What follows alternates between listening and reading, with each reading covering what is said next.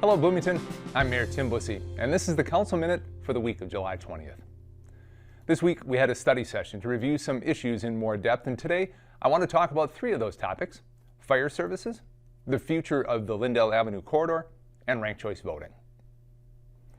One of the City Council's strategic priorities is high-quality service delivery, and one of the ways that Council and staff have focused on ensuring high-quality services over the past couple of years is to conduct service assessments across the organization.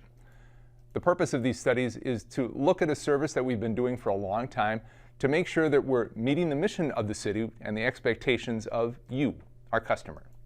We also want to make sure that we aren't doing the things the way we've always done them simply because that's the way they've always been done.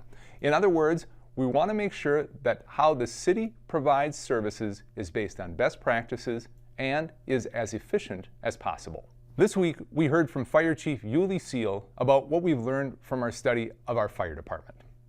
First and foremost, the expert consultant's report said that Bloomington has an outstanding fire department with firefighters who are well-trained and well-equipped.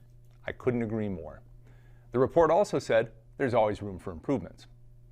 One of those areas of improvement is that the City Council should work with the fire department to set service expectations and performance measures, especially in the area of response time. The report said the City Council should adopt updated, complete performance measures to aid deployment planning and to monitor performance.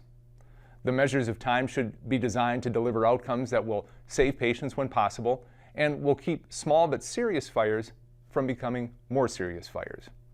The report said the city should continue to plan the capital replacement of those 4 stations not meeting needs, as well as the addition of 24-hour spaces to station number 1 in anticipation of future staffing model changes that might be necessary. One of the things you may not know about Bloomington's fire department is that our firefighters are not full-time employees. They are what's called paid on-call firefighters, which means they only get paid for calls they respond to.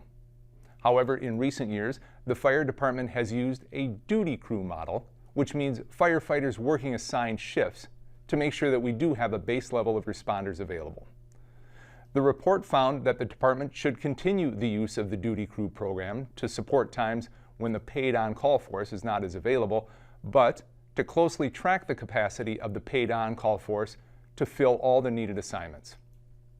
The report said the department should continue its best practices support of the paid on-call program while keeping a close eye on its ability to fully carry out the needs of the city. Issues like recruitment, training, retention costs, along with personnel quantities, they all need to be considered and closely forecasted so that the city is not surprised if the paid on-call force declines as changes in society continue to occur. We are fortunate here in Bloomington that we've been able to maintain the largest paid on-call department in the state of Minnesota. While many other cities have had to move to more costly full-time fire departments, we have maintained ours. Another of the City Council's goals is focused renewal, making sure that we are being thoughtful and intentional about reinvestments and redevelopment around town that will keep certain areas, especially the smaller neighborhood commercial nodes, in good shape and economically viable. Last year, the city initiated a study called the Lyndale Avenue Retrofit to look at the whole Lyndale Avenue corridor from 494 to south of 98th Street. As you know, much of Lyndale reflects the heyday of the corridor as the main drag in Bloomington back in the 1970s, and we want to be ready when market forces present opportunities for redevelopment.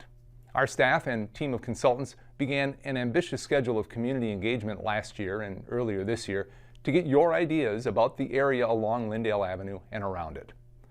From your ideas, they put together a draft vision for the City Council to consider, and we talked about it this week. That vision is that Lyndale Avenue is a dynamic walking boulevard that connects a series of vibrant and distinctive neighborhoods along one cohesive corridor. The vision is that it's the cultural heart of the community, with a diverse population and interests that embrace equitable and safe neighborhoods for all. The vision is that over the course of time, the corridor will include a series of destinations to live, dine, work, and play, preserving Bloomington's unique history while providing a framework to build new and exciting experiences, including public gathering places that are conveniently accessible and reinforced with a range of restaurant and shopping options. There are 2 areas of concentrations, 2 distinct nodes, if you will. one at 86th Street and the other at 98th Street, where the greatest opportunity for a cohesive and larger scale redevelopment is likely to occur. Our project team took input from the council and will be finalizing up the draft concept. It's a bit of a challenge, of course, to get community input during the pandemic in the way we did before, but we will make sure that there are opportunities for you to weigh in on the plan before it's considered for adoption later this year. One thing that's very important to remember, we're playing the long game here. This is a long-term vision. While there is some activity in the corridor today, it'll likely be some time before we see the final plan really come to life. The last item I want to update you on is the discussion of ranked choice voting. As you may know, the City Council held a public hearing in May and unanimously approved amendments to the City Charter for future consideration by the Charter Commission and ultimately by the voters in November. That language would amend the City Charter to allow the Mayor and City Council to be elected using the ranked choice voting method. Now, there are a lot of different processes to amend the City Charter. The process the Council chose sent the Charter amendments to the Charter Commission to consider.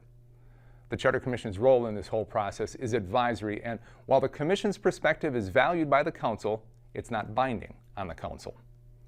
The Charter Commission met twice to discuss the topic and narrowly voted to reject the Charter amendment language approved by the City Council in May. Despite the Charter Commission's recommendation, this week the City Council opted to move forward with ranked choice voting.